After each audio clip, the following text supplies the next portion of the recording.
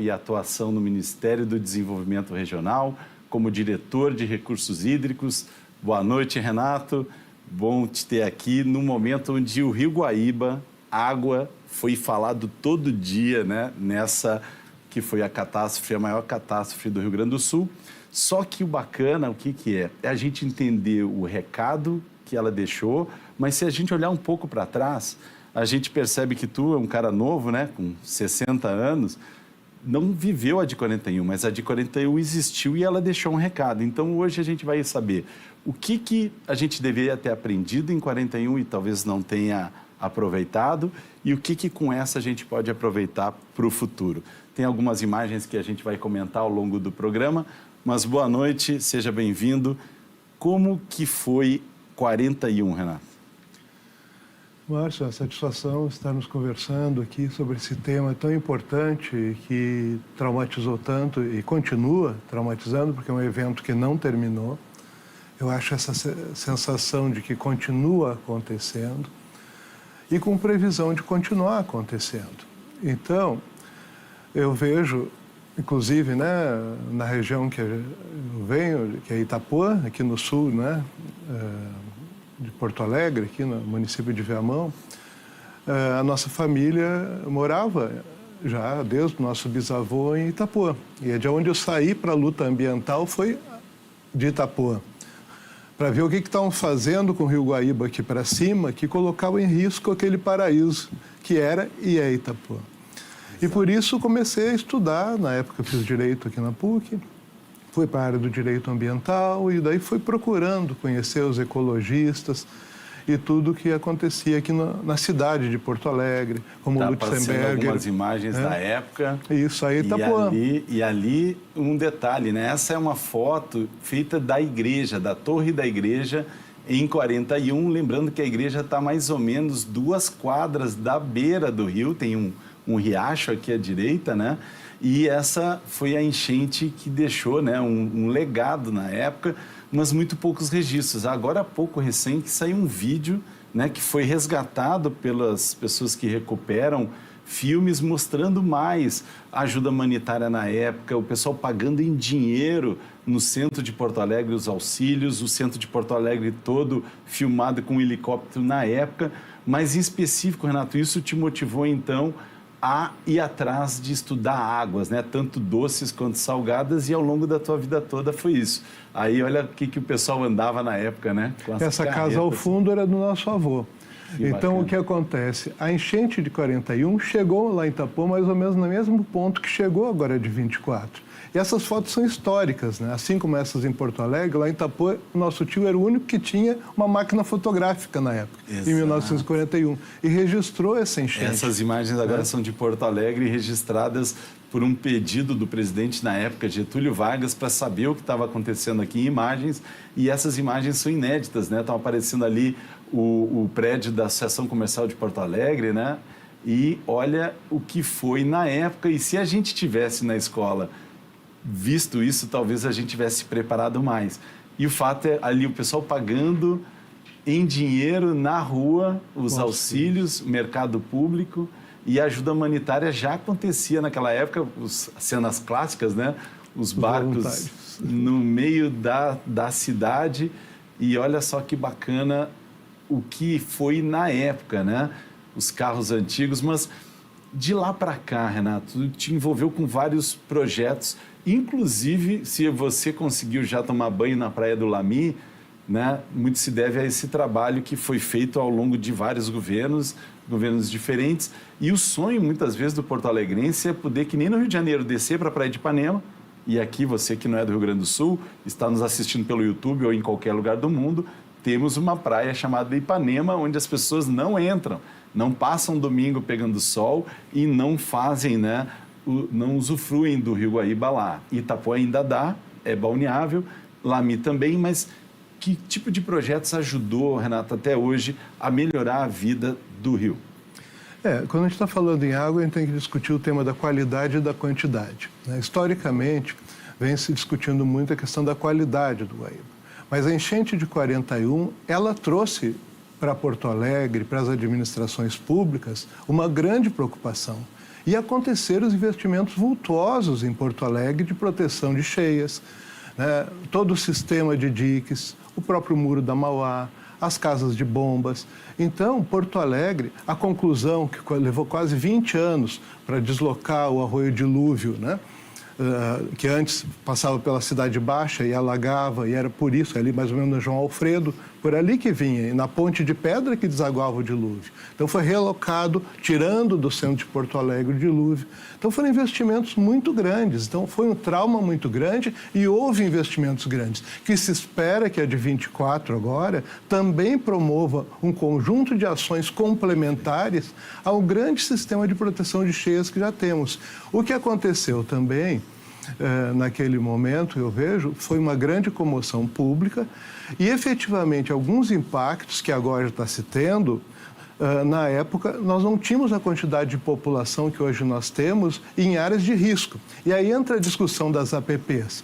E teve toda aquela polêmica ambiental, vamos liberar para poder construir, para fazer tal.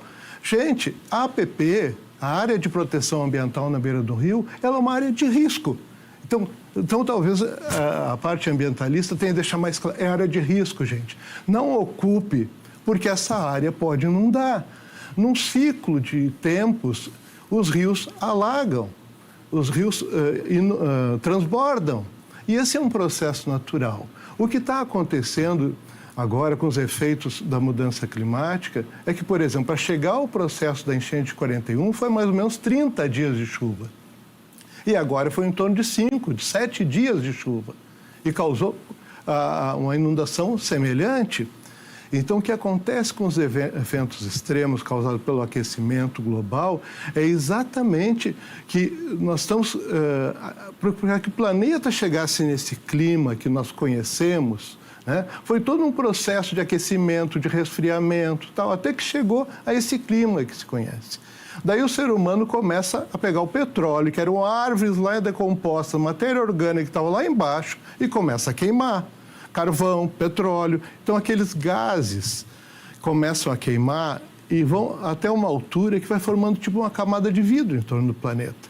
E por isso é o efeito estufa. O efeito estufa sempre aconteceu. O sol bate, reflete e volta. Mas conforme a camada de ozônio cresce, é como se o vidro da estufa ficasse mais espesso. Então, o sol bate, e na hora de voltar, não volta. Então, daí o efeito do El Niño, da Laninha, o aquecimento das águas dos oceanos. Então, se vê todos os cientistas que estão trabalhando, o que se vê? Essa corrente de ares, como um rio, né, voador, né, ligando a África, indo na Amazônia, batendo nos Andes e descendo pelos Andes até o Paraguai. Apareceu algumas imagens agora, Renato. Isso, a tendência é que fique mais comum, em outras palavras. Não vai ser tão Sim, e o Rio Grande do espaçado. Sul está no caminho desse grande rio voador que vem da Amazônia, desce esses ares quentes e úmidos, e aqui, no contato com as frentes frias, condensa e cai a chuva por aqui.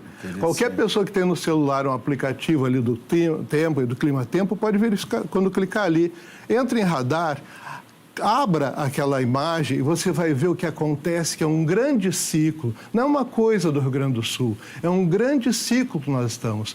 E o que...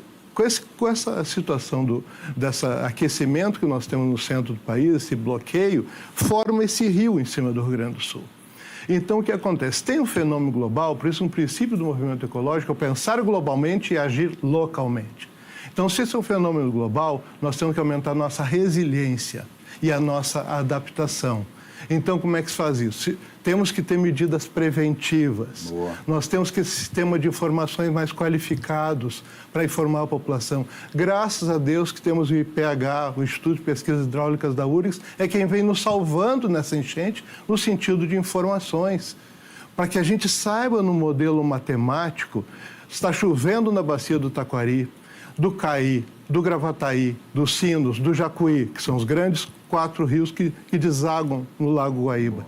Vai subir quanto? Em quanto tempo?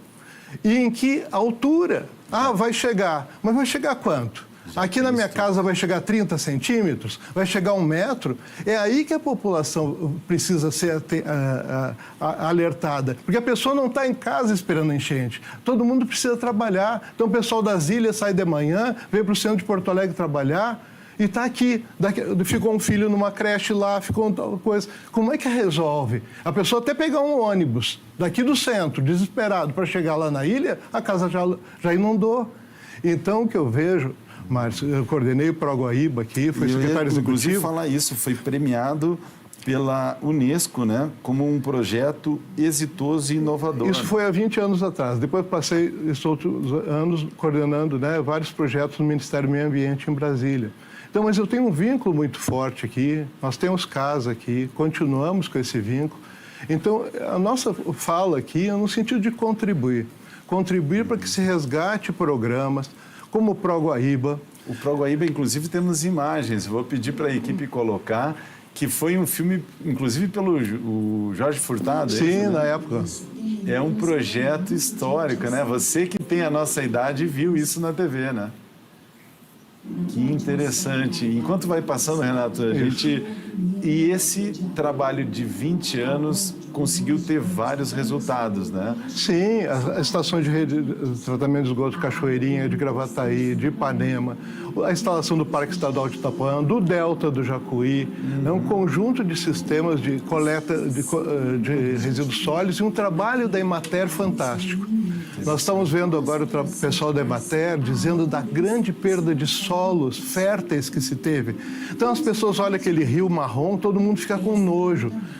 Mas, gente, é terra, é solo. Da onde vem a laranja que a gente come? É da terra. A banana, a soja, é da terra. Se a gente não tiver solos férteis, a gente não tem alimento.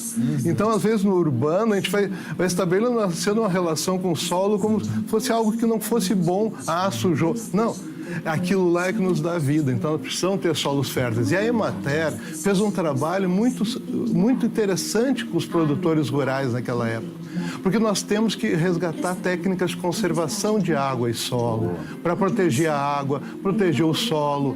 Nós não podemos mais ficar com sistemas agrícolas compactando o solo, porque chove, a água não infiltra. Então, tu quebra o ciclo hidrológico da infiltração. Então, aquela água que era para ficar lá em cima, ela pega um solo compacto, ela vem embora.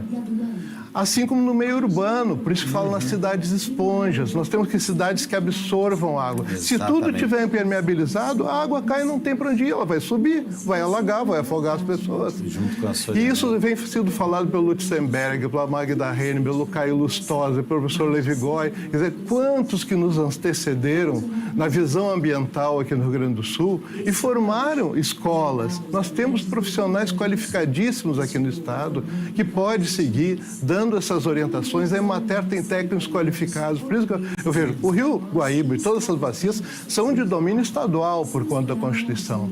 Então, o governo do Estado precisa tomar a frente. A Secretaria Estadual de Meio Ambiente, que tem uma secretária muito competente, mas precisa dar uma atenção maior. Nós temos comitês de bacia, temos planos de bacia. Esses rios estão estudados. Todos eles, o Rio Gravataí, por exemplo, que é um grande impacto da enchente aqui na região metropolitana. O Rio Gravataí, ele nasce no Banhado Grande, que vai quase Santo Antônio da Patrulha. O que aconteceu? Na década de 50, 60, teve um projeto, depois da década de 70, o projeto Provárzeas, o que era um grande banhado. Para aumentar as fazendas e aumentar as produções de arroz na época, fizeram um grande canal no Rio Gravataí, de quase 20 quilômetros, e drenaram, de forma que ele ficou 30%, aquela esponja, do que era. Então, antes, quando chovia, essa água ficava lá em cima.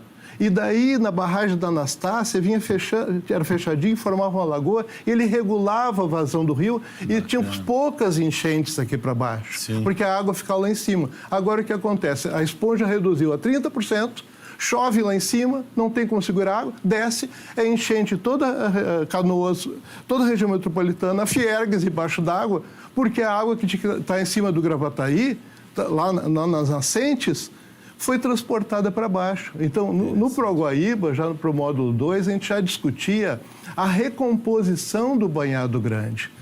porque essa água tem que ficar em cima. Como essas águas que tem dos rios lá para cima, tem que segurar, tem que ter vegetação. Onde tem vegetação, absorve a água. Nós temos que ter solos porosos e vegetação. Então, a questão do Rio Gravataí para a região metropolitana, em termos de enchentes para o futuro, é algo que nós precisamos dar uma atenção especial e uma atenção ao Comitê do Rio Gravataí, que tem todas as condições de dar as orientações necessárias. Acho interessante já a pergunta que eu ia fazer, tu já começou a responder, né? E daqui para frente, né? Quais são as ações?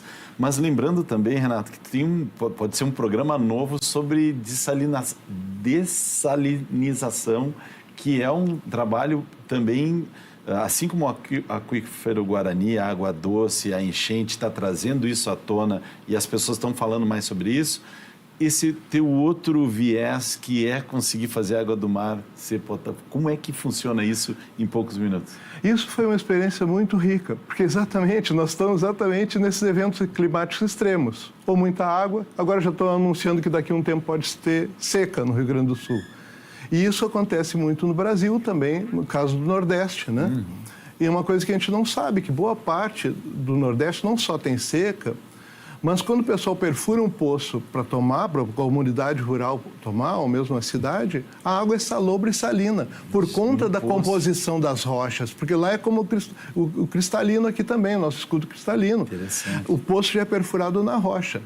Então, a água adquire a composição química dessas rochas. Então, no governo federal, eu coordenei nos últimos quase 20 anos o programa Água Doce, tem no YouTube, para quem quiser conhecer, que implantou mais de 1.000 comunidades semiárido rurais, poços com dessalinizadores, de forma que a gente garanta uma água de qualidade por meio do processo de osmose inversa. É a mesma dos Estados Unidos, de Israel. A água de primeira qualidade, uma água mineral que se passou a dar para aquela população, chega a quase 500 mil de pessoas no Nordeste. Então é isso, a inovação tecnológica, né, vem trazer condições de acesso à água, mas também, como o último relatório da ONU sobre recursos hídricos traz, nós temos que retornar às soluções baseadas na natureza. Então, aquele riacho que antes ele serpenteava e segurava a água, as áreas de contenção das cheias, nós temos que pensar esses arroios, riachos, de forma que a natureza, né, no momento que você canaliza e retifica um rio, ele vai passar mais rápido e ele vai causar mais problemas. Então, nós temos que pensar no modelo da natureza, né, de forma que as águas se cumpram o seu ciclo, né, que é da precipitação, né, do escoamento e da infiltração. Nós temos que garantir que as águas fiquem. Alguém diz, vamos abrir a lagoa, ou sei o quê. Não, gente. A água é um bem precioso. Daqui a pouco o Rio Gravataí já está com problema de seca. Viamão está construindo uma estação de tratamento de água para captar no Guaíba, lá no Lami, porque o Rio Gravataí tem problemas no verão de abastecimento. Então, nós temos que segurar a água do Gravataí, que hoje está se desperdiçando, lá em cima, no Banhado Grande. Então, nós temos, na Bacia dos Sinos, ter os cuidados devidos. A outra enchente do ano passado começou lá em Caraá, nas nascentes. Vamos pensar a bacia hidrográfica. Eu vejo o pessoal falando do rio, mas, na verdade, a gente tem que ver a bacia hidrográfica, que é o vale, é o divisor de águas. Então, tudo que acontece naquela bacia, a indústria, a agricultura, a ocupação urbana, a ocupação rural, todos no Comitê de Bacia sentam. Isso é uma estrutura da Lei Nacional de Recursos Hídricos e da Lei Estadual de Recursos Hídricos. Então, dentro da região hidrográfica do Guaíba, nós temos 9 bacias. A maioria delas tem o seu comitê de bacia, onde todos os setores, usuários, empresários, ambientalistas, prefeituras têm assento. Então, vamos aproveitar e valorizar o que a lei já prevê, mas resumindo no final, nós estamos numa situação já de adaptação. Nós já viramos a curva que lá o Lutzenberg falava na década de 70. Agora nós vamos ter que adaptar. Então, vamos reduzir, mas o petróleo continua, o carvão continua, no grande sistema não se vê grande mudança. Então, quem é que sofre? Quem é que está na situação mais crítica? Geralmente a população mais pobre. Então, o que precisa é o Estado e as estruturas públicas organizar melhor o seu sistema de informações. A pessoa tem que saber e ser informada diariamente, no celular, onde é que eu sei, da minha casa, qual é o risco que estou tendo. de forma fácil, de forma pedagógica, de forma que cada um saiba o risco que está correndo e seja devidamente informado no tempo devido. Bacana, Renato, e eu tenho que acrescentar que aqui a Ubra TV, no dia 1º de maio, eu estava aqui nessa bancada, no feriado, e a gente anunciou, porque justamente a água já estava passando lá em Lajeado pela ponte. Quem passou lá para o Lajeado sabe o volume de água, e era uma questão de olhar no relógio para chegar aqui. E muitas pessoas, por medo, né? São 3 reações básicas que o ser humano tem: ou ele luta contra, ele age, a grande maioria congela e uma boa parte foge. Mas aqueles que congelaram viraram vítimas e, graças a Deus, muita gente foi resgatada, mas muita gente não. Então, quando envolve vidas e não dá para lutar com o rio, é justamente isso. São ações concretas e práticas para conseguir fazer isso. A história mostra, né? Como tu falou, várias pessoas que só faltavam ser Noé, o sobrenome, né? Já vinham avisando. E agora, isso está muito claro, a ideia é ter mais inteligência, mais inovação focado nessa área.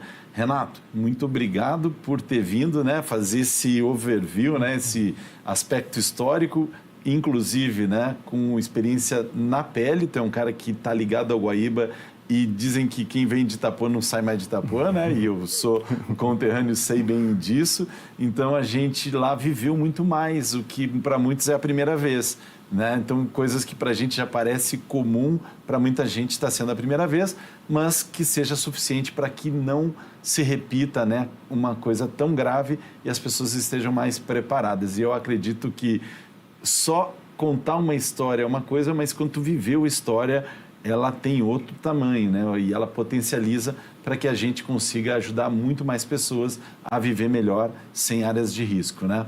Obrigado, Renato.